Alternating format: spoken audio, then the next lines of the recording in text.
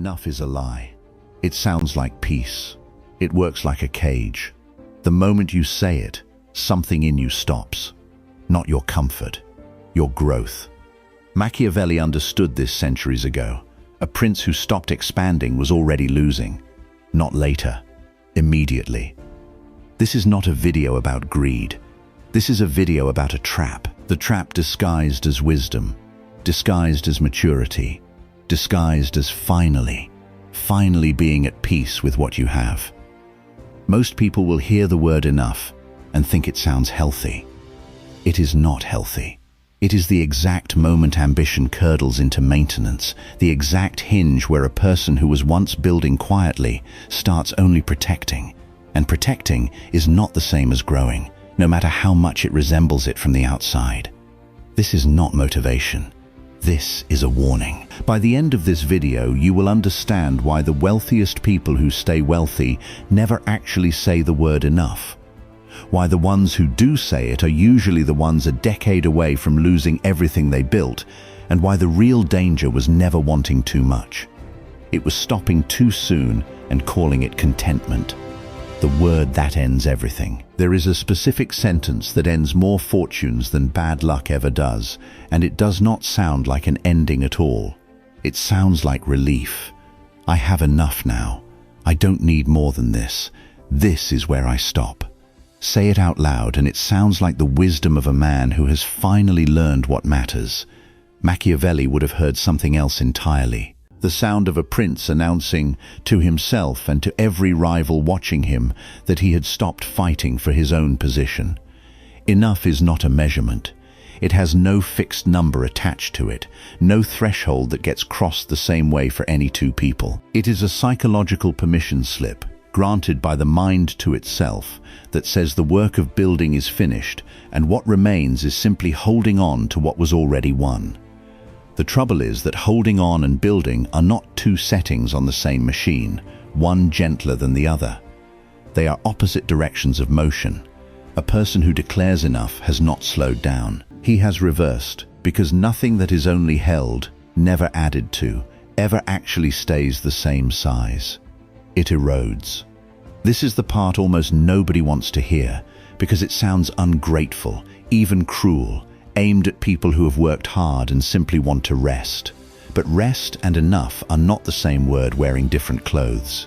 Rest is a pause inside continued motion. Enough is a full stop, a psychological door closing on the part of a person that used to ask for more, replaced by a quieter, more comfortable voice that insists this is fine, this is plenty. Why would anyone need more than this? Picture two men at the same wealth level, 38 years old, comparable businesses, comparable bank balances. The first tells himself he has enough. He stops taking real risks. He stops learning the next skill. He stops reading anything that might unsettle what he already believes about money and about himself. The second, at the exact same number, refuses the word entirely. He keeps studying, keeps building relationships, keeps a small, uncomfortable percentage of his effort pointed at what comes next rather than at what he already has. 10 years pass. The first man is not ruined. He is simply smaller than he used to be, quietly, gradually, the way a fire goes out, not with an explosion, but with the absence of anything new being added to it. The second man is somewhere else entirely, somewhere the first man cannot see from where he is standing because he stopped looking years ago. Enough is the word ambition uses to excuse its own death. Say it carefully. Say it rarely. And never mistake the comfort it produces for the safety it promises, because the two are not the same thing at all. Where the instinct to stop comes from. Nobody arrives at enough by accident. It is manufactured, quietly and continuously, by three forces that most people never learn to name, and naming them is the first real defense against them. The first is comfort itself, which behaves less like a reward and more like a sedative. The human mind is built to relax the instant a threat appears to have passed, and for most of human history, that instinct kept people alive. Stop running once the danger is gone. Rest once the harvest is in. But wealth building does not follow the same logic as escaping a predator, And a mind that treats a comfortable bank balance the same way it treats a safe cave will always, eventually, mistake temporary safety for permanent arrival. Comfort does not announce itself as a trap. It announces itself as a well-earned reward, and that is exactly what makes it so effective at ending growth without the person inside it ever noticing the ending has happened. The second force is fear of judgment, and this one is more socially engineered than the first. Ambition beyond a certain visible point makes other people uncomfortable, and they signal that discomfort in ways designed to make the ambitious person feel that something is wrong with them rather than with the observer. Why do you need more than that? Isn't this enough already? When does it stop being about money and start being about greed? These questions are rarely asked out of genuine concern. They are asked, whether the asker realizes it or not, to pull an outlier back down toward the average, because an outlier who keeps climbing is a quiet, uncomfortable reminder to everyone standing still that standing still was always a choice, not a necessity. The third force is social conditioning laid down long before anyone earns their first real dollar. A set of inherited beliefs about what a reasonable amount of success looks like, what a normal life is supposed to cost, what a modest and admirable person is supposed to want. These beliefs rarely arrive as explicit instructions. They arrive as atmosphere, absorbed from family, from culture, from every story that ends happily the moment the protagonist finally learns to want less. It is a beautiful story. It is also, for anyone actually trying to build durable wealth, exactly backwards, because the goal was never to want less. The goal was to want something real enough that wanting it never fully stops. Comfort, judgment, and inherited belief work together, not separately, each one reinforcing the others until the person standing inside all three genuinely believes that stopping was their own free, wise decision. It rarely was. It was three quiet pressures, applied simultaneously, dressed up afterward as maturity. The market does not care how you feel. Here is the fact that enough conveniently ignores. The market outside your own mind does not pause because you have decided you are satisfied. It keeps moving, keeps competing, keeps rewarding whoever is still building and quietly reallocating away from whoever has stopped. And it does this with total indifference to how peaceful or well-earned your stillness feels from the inside. A business that stops innovating does not stay the same size while its competitors innovate around it. It shrinks in relative terms even while its own numbers look flat, because flat is not neutral in a moving system. Flat is falling behind measured against everything else that kept moving. An investor who decides his portfolio is finally enough and stops paying attention to it is not simply choosing stability. He is choosing to let inflation, opportunity cost, and every competitor still compounding quietly erode the real value of what he has, even while the number on the statement looks unchanged. The market has no mechanism for honoring your internal decision that you are done. It only has a mechanism for rewarding continued motion and gradually punishing its absence. This is not a moral judgment on stillness. It is closer to a law of physics applied to competitive systems.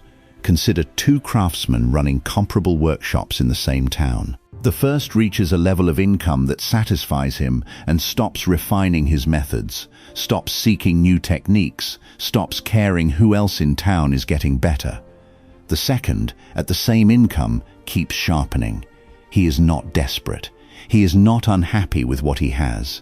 He simply never stopped treating skill as something with no natural ceiling. 5 years later, the first craftsman's workshop looks almost identical to how it looked when he declared himself satisfied. The second craftsman's workshop has quietly become the one people travel from other towns to visit. Neither man worked harder in any given week. One simply never told himself the word that ends effort. Machiavelli wrote about fortune as a river that floods without warning, and the prince who prepares constantly for its arrival is the one who survives it.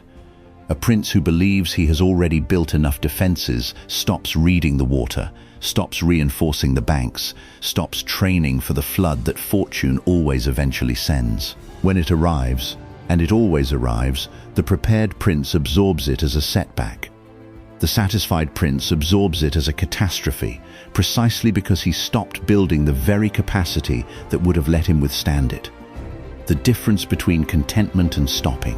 This is the point in the argument where the needle has to be threaded carefully, because everything said so far could be badly misread as an instruction to never feel satisfied, to treat every quiet evening as a personal failure, to chase more forever with no room left for an actual life. That is not the argument, and conflating the two is exactly the mistake that keeps this trap so well disguised. Contentment, understood correctly, is an internal state. It is the ability to sit inside your current circumstances without anxiety, without comparing yourself into misery, without treating every unmet ambition as a wound. A genuinely contented person can enjoy dinner with his family without mentally auditing his net worth throughout the meal. He can take a real vacation without checking on the business every 4 hours. Contentment, in this sense, is not the enemy of growth. It is what makes sustainable growth possible in the first place, because a person who is never at peace internally eventually burns out the very engine that was supposed to carry him forward. Enough is something else entirely. Enough is not an internal state of peace. It is an external stopping point, a declared finish line placed on the actual work of building, growing, and expanding what you have. A person can be perfectly contented, at peace with himself, grateful for his life, and still refuse the word enough, because he understands that satisfaction with who you are today and satisfaction with what you have built so far are two completely different questions with two completely different answers. The confusion between these two ideas is precisely what makes premature stopping so easy to justify. It borrows the emotional language of contentment, which is genuinely healthy, and attaches it to a decision about output, which is not the same thing at all. You can be at peace and still be building. Peace was never the opposite of ambition. Stagnation was. Test the distinction against your own life honestly. A contented person, asked why he still works, will usually answer in terms of meaning, curiosity, or the simple pleasure of the craft. A person who has quietly declared enough, asked the same question, will usually answer in terms of obligation, inertia, or a vague sense that stopping entirely would feel strange after so many years of motion. Neither answer is shameful, but only the first one describes a person still genuinely building. The second describes a person going through the motions of ambition long after the actual engine underneath it has already gone quiet, and going through the motions is not the same as moving forward, no matter how similar the two look from a distance. Picture the version of a man who has done this correctly. He is not anxious. He does not compare his life to strangers online and feel hollow afterward. He sleeps well, and he is also, quietly, in the background of that same peaceful life, still building, still learning, still pointing some real percentage of his energy at what comes next, because he has separated the two questions cleanly in his own mind. Am I at peace? Yes. Am I finished? Never. Not because finishing would be bad, but because there is no finish line in a competitive, moving system, only a shifting frontier that keeps moving whether you follow it or not. Why the wealthy who stay wealthy never stop. Look closely at families and individuals who build wealth once, spectacularly, and then lose most of it within a generation or two, and a consistent pattern appears far more often than luck alone can explain. Somewhere in the story, someone declared the family had enough. The first generation built with hunger, treating every dollar as a tool for the next opportunity. The second generation inherited comfort instead of hunger, and comfort, absorbed without the struggle that originally produced it, rarely produces the same instinct to keep building. By the third generation, in study after study of generational wealth, the money is very often gone, not stolen, not lost to some dramatic collapse, simply eroded by decades of nobody in the family treating growth as a continuing responsibility rather than a finished achievement someone else already accomplished on their behalf. Now look at the families and individuals who stay wealthy across decades, sometimes across generations, and a different pattern appears just as consistently. They never adopted the word enough as a permanent identity. They allowed themselves comfort, real comfort, without ever fully closing the account of ambition. A man worth an amount most people would consider unimaginable keeps showing up to review the numbers personally. A woman who could stop working entirely without any real consequence to her lifestyle keeps building a second, then a third venture, not out of desperation, but out of a settled understanding that growth is not a phase you graduate out of. It is closer to a discipline, the way physical training is a discipline. Something a body degrades without, regardless of how strong it once became. Machiavelli's own advice to princes carries this same current throughout. A ruler is never told to secure his territory and then relax into the security he has built. He is told, repeatedly, in different forms, that the territory secured today is only ever the foundation for defending or expanding tomorrow, because rivals, circumstance, and fortune itself never agree to stop moving, simply because one prince has decided he is satisfied. The wealthy who stay wealthy have absorbed this lesson whether or not they have ever read a page of Machiavelli. They treat their fortune the way a prince treats his. Territory, never finished, only currently held, and only held for as long as the work of holding it continues. Mistaking a plateau for a summit. There is a specific perceptual error hiding underneath most premature declarations of enough, and it is worth naming precisely because it explains why intelligent, capable people fall into this trap just as often as anyone else. A plateau and a summit look identical from inside the moment you are standing on either one. Both feel like a rival. Both offer, for the first time in a long climb, a flat, stable place to stand and finally stop straining upward. The difference between them is invisible from the ground you are standing on and only becomes visible from somewhere higher up. Somewhere you cannot see until you have already kept climbing past the point where the confusion would have mattered.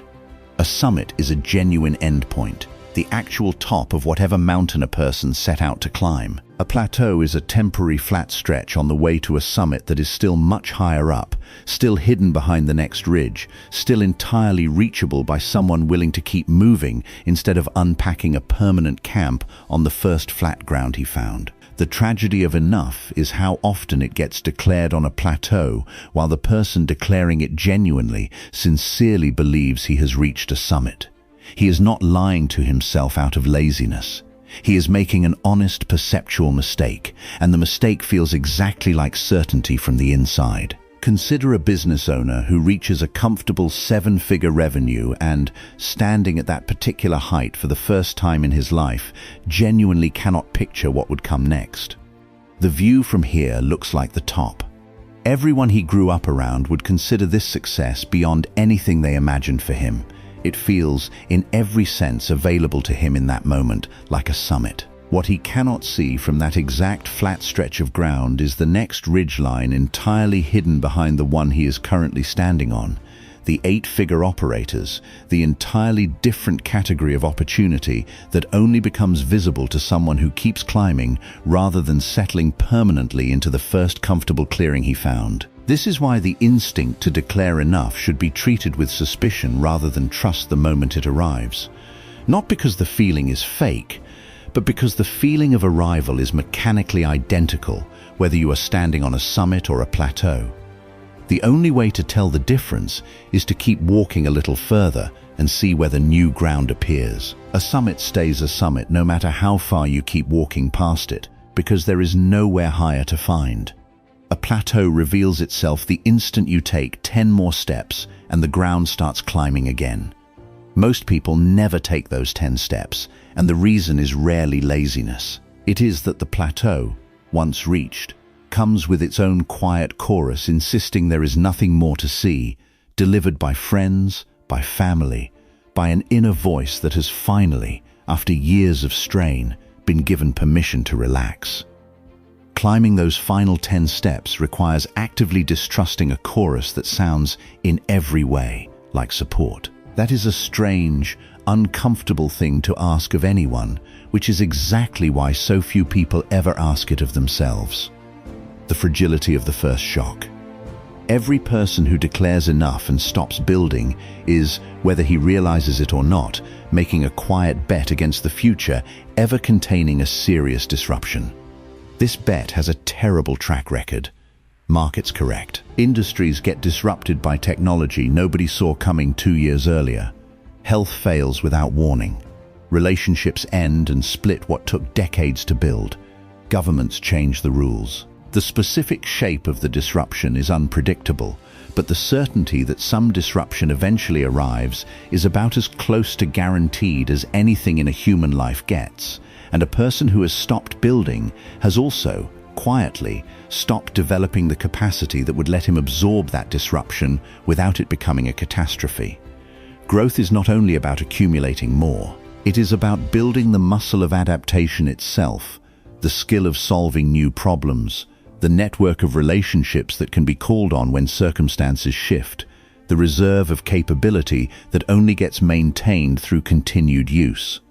A person who stops building for 10 years does not simply end up with the same skills he had 10 years ago, frozen in place like a photograph. He ends up with weaker versions of those skills because capability that is not exercised does not hold steady.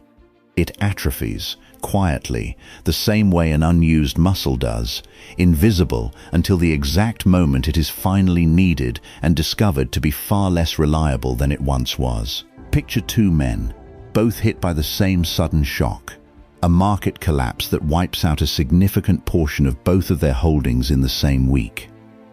The first man had declared himself satisfied years earlier and had spent that time managing rather than building, his skills quietly softening the way muscles do without continued use.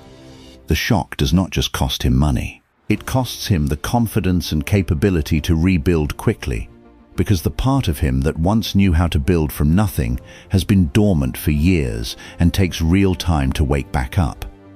The second man never stopped building, even through years of genuine comfort. The same shock costs him money too, exactly as much, in fact, as the first man. But it does not cost him capability, because the muscle that builds wealth was never allowed to fully rest. He is rebuilding meaningfully within months, not years, not because he is luckier, but because he never let the skill of building go dormant in the first place. This is the real, practical danger hiding underneath the comfortable feeling of enough.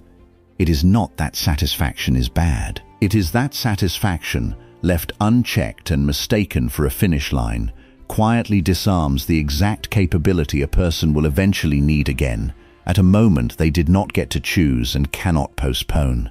What building without becoming a hoarder actually looks like. None of this is an argument for greed, and it is worth stating that plainly rather than letting the argument drift there by implication. A person who accumulates endlessly with no purpose beyond the accumulation itself, who treats every dollar as a trophy rather than a tool, who cannot enjoy a single moment of the life that wealth was supposed to make possible, has not escaped the trap this video is describing. He has simply built a different, quieter version of the same prison, one where the number on the account keeps climbing while the actual life underneath it never gets touched or enjoyed at all.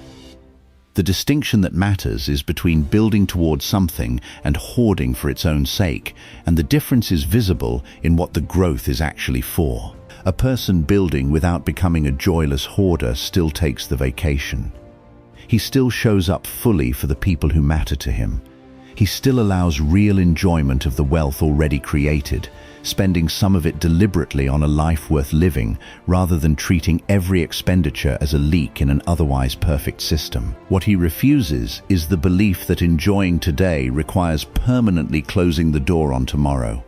He has learned to hold both at once, genuine gratitude for what exists right now and a continued, unhurried commitment to building what comes next, without either one cancelling out the other. This looks, from the outside, remarkably calm. It does not look like a man white-knuckling his way through 18-hour days out of fear that stopping for even a moment will cost him everything. That version of relentless motion is its own trap, driven by anxiety rather than genuine ambition, and it burns out just as reliably as premature satisfaction does, only louder and faster. The healthy version looks more like a craftsman who loves his craft, who would keep refining it even without needing the money it produces, who treats the next project not as an obligation but as a genuine, ongoing source of meaning. He is not running from stillness. He has simply never confused stillness with the absence of forward motion, because for him the two were never the same thing. There is a quiet test worth applying to your own life here, and it costs nothing to run. Ask honestly whether you would still be building the next version of your goals if the money stopped mattering entirely tomorrow, if every dollar you already had was suddenly guaranteed for life. If the honest answer is yes, you have likely found the real thing, ambition rooted in something durable rather than in the number itself. If the honest answer is no, if the only reason you would keep going is fear of not having enough, that fear deserves to be examined directly rather than dressed up as discipline, because fear-driven accumulation and purpose-driven building look identical from a distance and behave completely differently up close. The man who never said the word. There is a version of this story worth picturing in full because it makes the abstract argument concrete.